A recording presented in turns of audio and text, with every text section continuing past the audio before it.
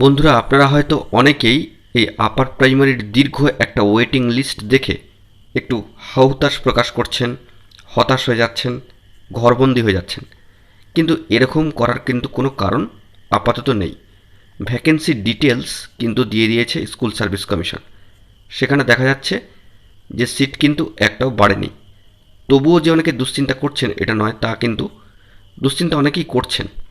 কিন্তু একটা বিষয় দেখুন, এখানে আপনি ভালো করে লক্ষ্য করুন যে 8টি স্ট্যাটাস কিন্তু আমি লিখেছি বিভিন্ন ক্যাটাগরি ধরে।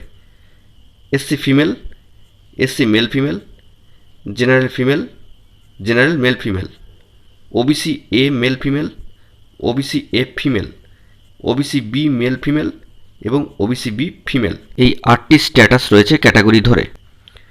এবার ধরুন এই এ প্রার্থী এমন একটা র্যাঙ্ক করেছে এসসি ফিমেলে, এসসি ফিমেল ক্যাটাগরিভুক্ত তিনি এমন একটি র্যাঙ্ক করেছেন, এই এ নামের এই যে ক্যান্ডিডেট তিনি, তাকে কিন্তু আরও 3টে অবস্থান দিতে হচ্ছে। অর্থাৎ তার যে প্রাপ্ত বরাদ্দ যে জায়গাটা তাকে দিতে হচ্ছে।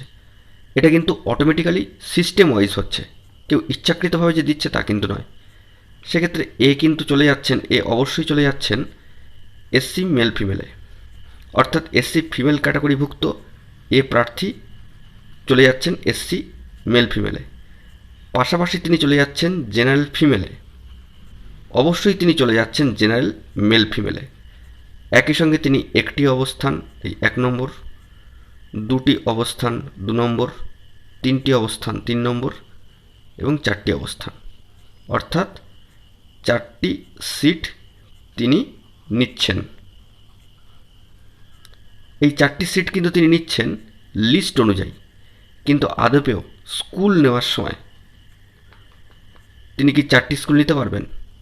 তিনি একটা স্কুলই বাছাই করবেন।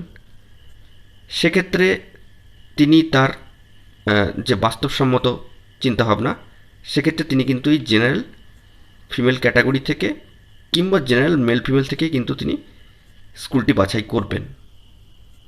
বাস্তব সম্ভাবনা কিন্তু সেটাই বলছে। জেনারেল থেকে তিনি যদি ফিমেলে এই স্কুলটি নির্বাচন করে নেন, তাহলে পড়ে থাকছে জেনারেল মেল ফিমেল সিটটি, এসসি মেল ফিমেল সিটটি এবং এসসি ফিমেল সিটটি। এই 3টে জায়গা কিন্তু ব্ল্যাঙ্ক হয়ে যাচ্ছে, অর্থাৎ 3টি জায়গা ব্ল্যাঙ্ক। এই 3টি ব্ল্যাঙ্ক জায়গায় কিন্তু ওয়েটিং থেকে আরও কিছু প্রার্থী উঠছে। তাহলে বুঝতেই পারছেন যে কিভাবে জায়গাটা তৈরি হচ্ছে। এটা কিন্তু সিস্টেম ওয়াইজ হবে, তাই দুশ্চিন্তা করার কোনো জায়গা নেই। অনেকেই দুশ্চিন্তা করছেন, হতাশাগ্রস্ত হয়ে পড়ছেন, ঘরবন্দি হচ্ছেন, বাইরে বেরোচ্ছেন না, বিভিন্ন ধরনের কমেন্ট করছেন। একটা ছক করে বিষয়টিকে বুঝিয়ে দেওয়ার চেষ্টা করলাম। যে কোনো একজন প্রার্থী 4টি র্যাঙ্ক করলেও একটি স্কুল বাছাই করছেন, 3টি অবস্থান শূন্য থাকছে, তিনি 3টি স্কুল নিতে পারছেন না, একটি নিচ্ছেন, 3টি কিন্তু ওয়েটিং থেকে নির্ভাবনায় উঠে যাচ্ছে। এইভাবে কিন্তু একাধিক ধাপে ধাপে কাউন্সেলিং হবে। অবশ্যই এগুলো কিন্তু আপনাদেরকে খেয়াল রাখতে হবে, মিস্টেক করে গেলে কিন্তু চলবে না।